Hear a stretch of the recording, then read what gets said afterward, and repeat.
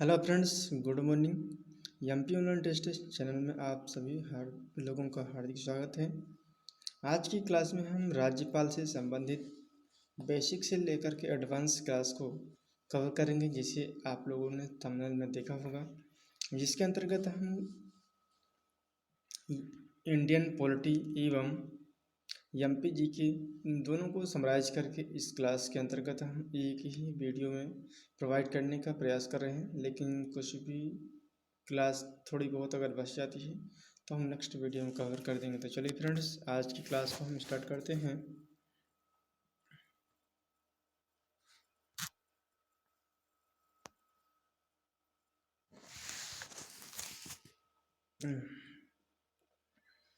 MPPSC pre 2025 अभ्यास batch के माध्यम से हम इस क्लास को कवर कर रहे हैं, तो जल्द से जल्द आप लोग इस क्लास में जुड़ जाइएगा। चलिए हम राज्यपाल जो कि भारतीय संविधान में दोहरी सरकार की भूमिका निभाती हैं, एक तो केंद्र में तथा दूसरे विभिन्न राज्यों में। कहने का अर्थ है कि जिस प्रकार केंद्र में राष्ट्रपति अपना महत्वपूर्ण भूमिका निभाती है, उसी प्रकार केंद्र के द्वारा विभिन्न राज्यों में इनकी व्यवस्था की गई है। ये दोनों सरकारें, केंद्र सरकारें संसदीय प्रणाली की है, जिनमें एक ही स्तर पर दो तरह की कार्यपालिका प्रमुख की व्यवस्था की गई है। इसका सिंपल प्रोसेस में समझिए कि एक केंद्र में राष्ट्रपति बैठता है और वही प्रक्रिया केंद्र में फॉलो होती है, और उसी तरह केंद्र के समान ही राज्य में राष्ट्रपति के द्वारा नियुक्ति राज्यपाल राज्य में संवैधानिक व्यवस्था का संचालन करती है। इसलिए हम कह सकते हैं कि भारतीय संविधान में दोहरी सरकार की व्यवस्था की गई है, एक केंद्र में तथा दूसरे विभिन्न राज्यों में है। दोनों सरकारें संसदीय प्रणाली की है, जिनमें एक ही स्तर पर दो तरह के कार्यपालिका प्रमुखों की व्यवस्था की गई है। राज्यपाल राज्य स्तर पर संवैधानिक प्रमुख होता है। कार्यपालिका होने के नाते वह दोहरी भूमिका निभाता है।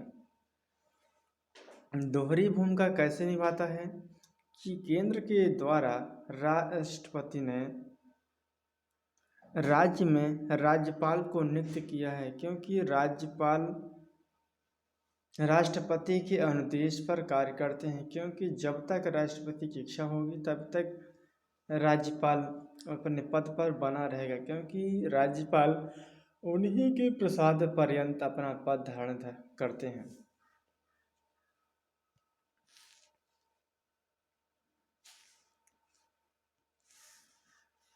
केंद्र व राज्य के बीच एक कड़ी के रूप में काम करते हैं।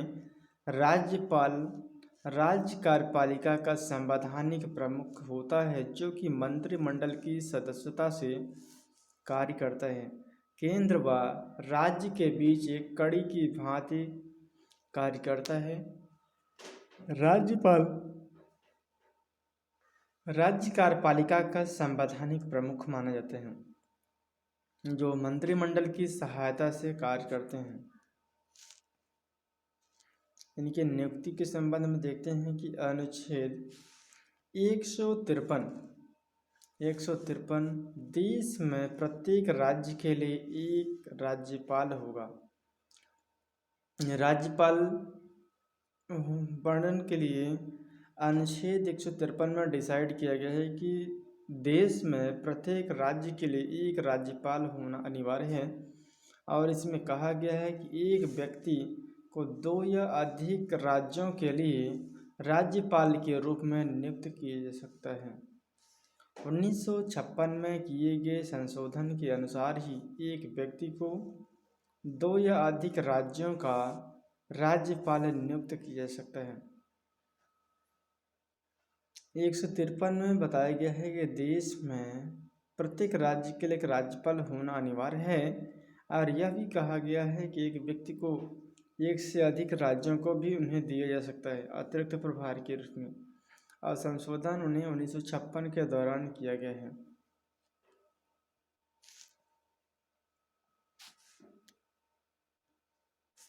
राज्यपालियों में राज्यों में राज्यपाल को राष्ट्रपति द्वारा मनोनीत अथवा नियुक्त किया जा सकता है, अर्थात उसका निर्वाचन नहीं होता। हमने पहले ही बताया है कि राज्यपाल का कोई निर्वाचन नहीं होता है, वह राष्ट्रपति के द्वारा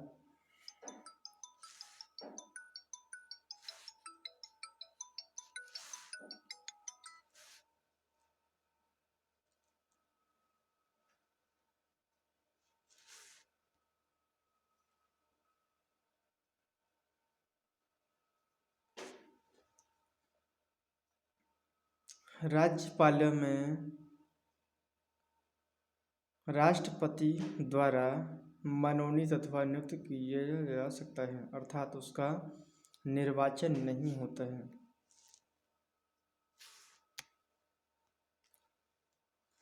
अनुच्छेद 154 में बताया गया है कि राज्य की कार्यकारी शक्ति राज्यपाल में निहित है, जो कि वह सीधे या अपने अधीनस्थ अधिकारियों के माध्यम से कार्य करते हैं।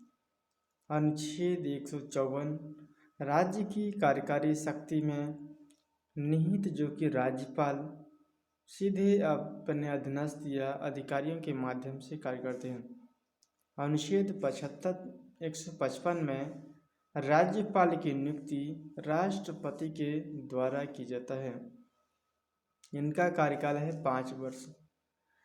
राज्यपाल का निर्धारित कार्यकाल तो 5 वर्ष है, लेकिन राष्ट्रपति की इच्छा के पर्यंत है।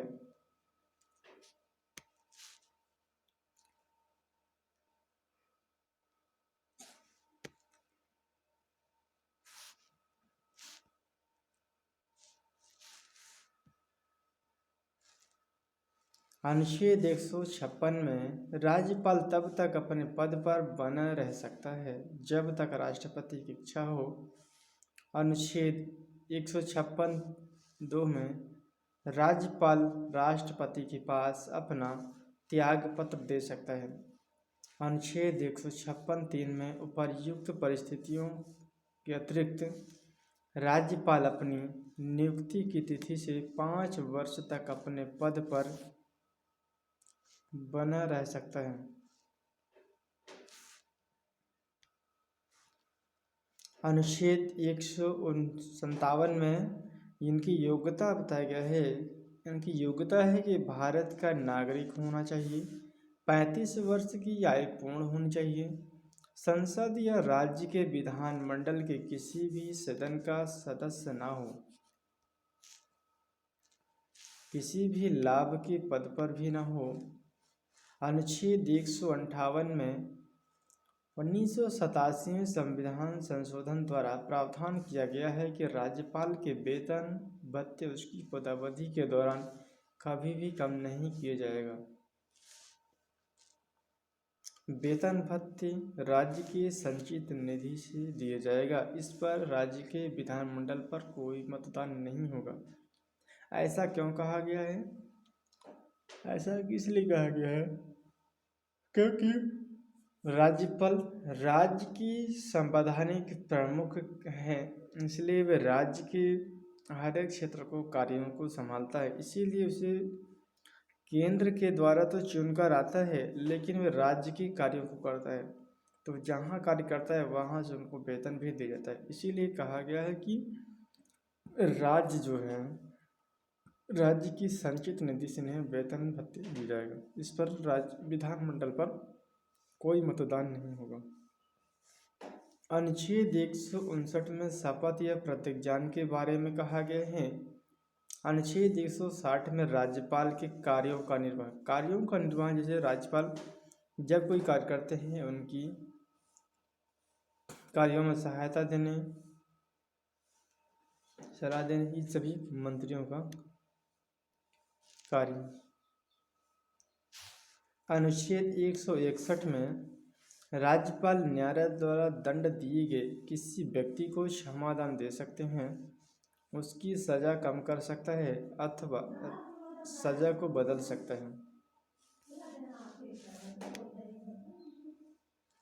अनुच्छेद 163 में राज्यपाल को अपने कार्यों के निष्पादन में सहायता और सलाह देने के लिए मुख्यमंत्री के नेतृत्व में मंत्रिपरिषद कहा गया है कि राज्यपाल जब अपने कार्यों का निष्पादन करेंगे तो उनकी सहायता के लिए मुख्यमंत्री के नेतृत्व में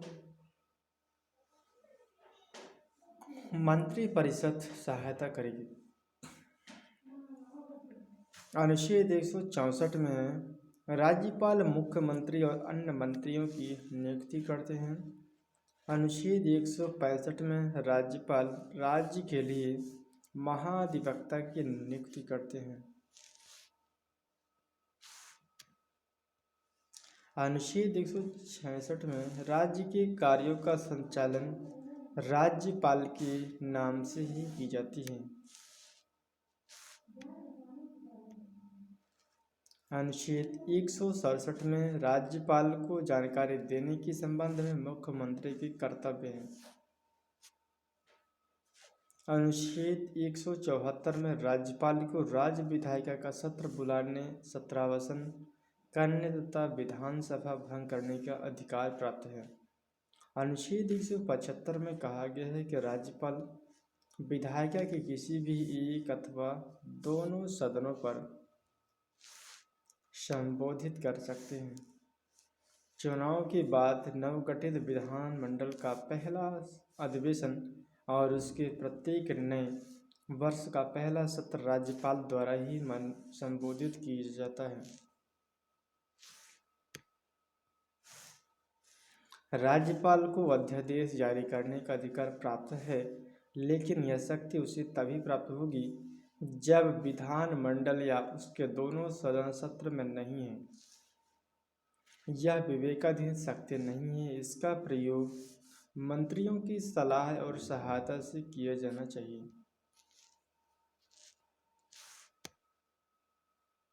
अनुच्छेद 176 में है कि राज्यपाल का विशेष अभिभाषण बताया गया है।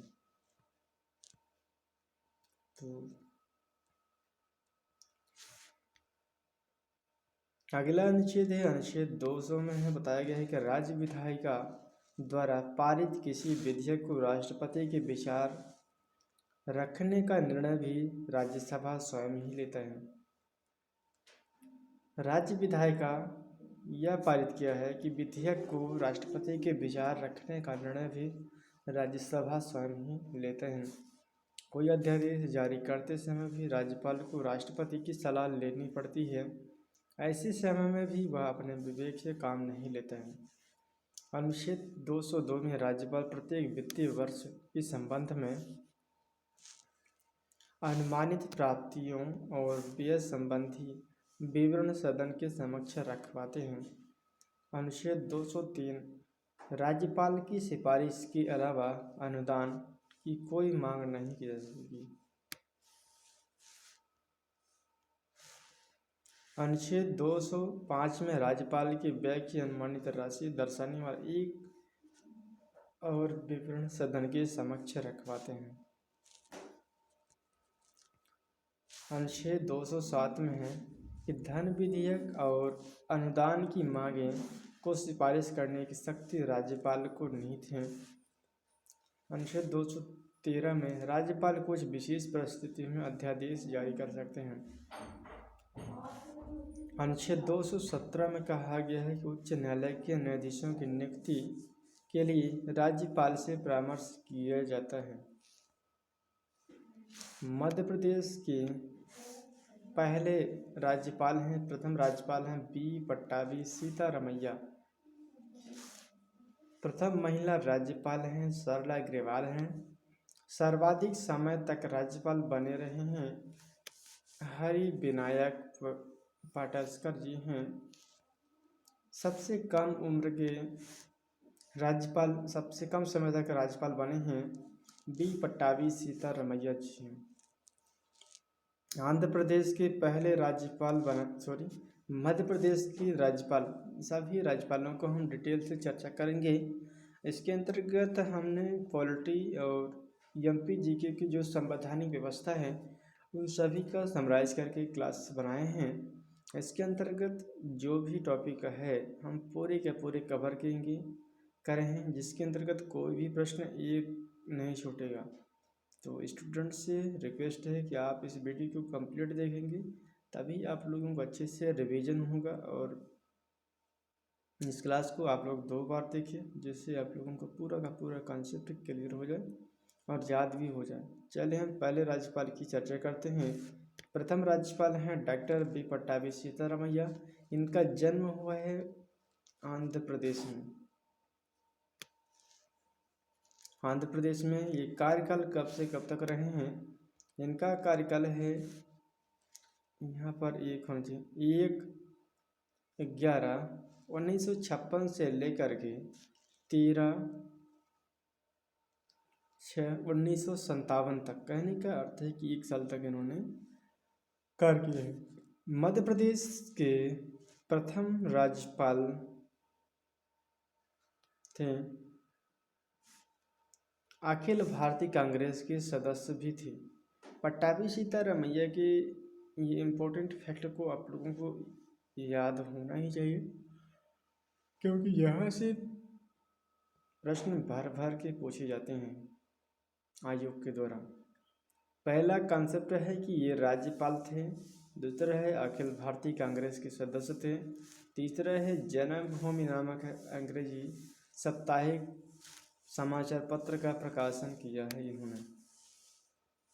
ये कांग्रेस के 1939 में त्रिपुरी अधिवेशन में सुभाष चंद्र बोस से हार जाते हैं। जब संवैधानिक व्यवस्था के अंतर्गत चुनाव हुआ था तब उस समय ये हार गए थे और 1939 में कांग्रेस में सुभाष चंद्र बोस जीत जाते हैं। लेकिन इनकी हार से महात्मा गांधी जी बहुत दुखी थे। इस कारण सुभाष चंद्र बोस इस्तीफा दे देते हैं और कांग्रेस छोड़ देते हैं। इसके बाद पी पट्टाभी सीतारामैया को जिताते हैं।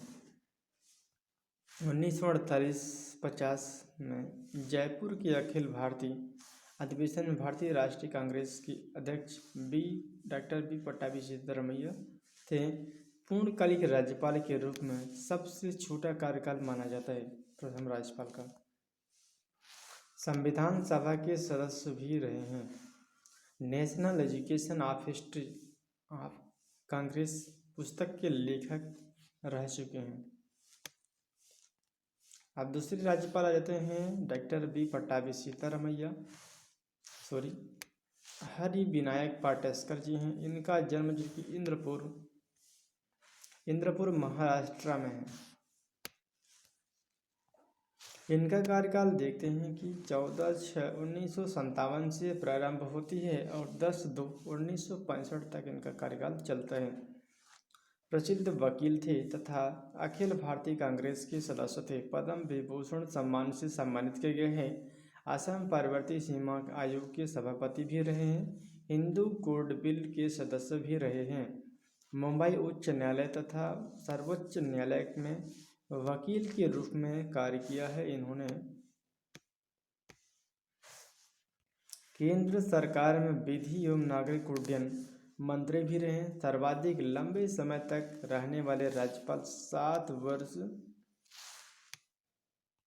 7 माह और 27 दिन तक इन्होंने कार्य किया। संविधान सभा के सदस्य रहे हैं। भारत छोड़ो आंदोलन में भाग लिया है इन्होंने। तो फ्रेंड्स आज का वीडियो हम यही एंड करते हैं। उम्मीद करता हूँ कि वीडियो आप लोग इसे करीब 2 बार देखिए, क्योंकि इससे बेसिक कंसेप्ट आप लोगों को क्लियर हो जाएगा और इसमें एक भी प्रश्न नहीं छूटेगा। जो भी शेष बचता है हम नेक्स्ट वीडियो में कवर करेंगे। तो चलिए friends, thank you so much. जय हिंद, जय भारत।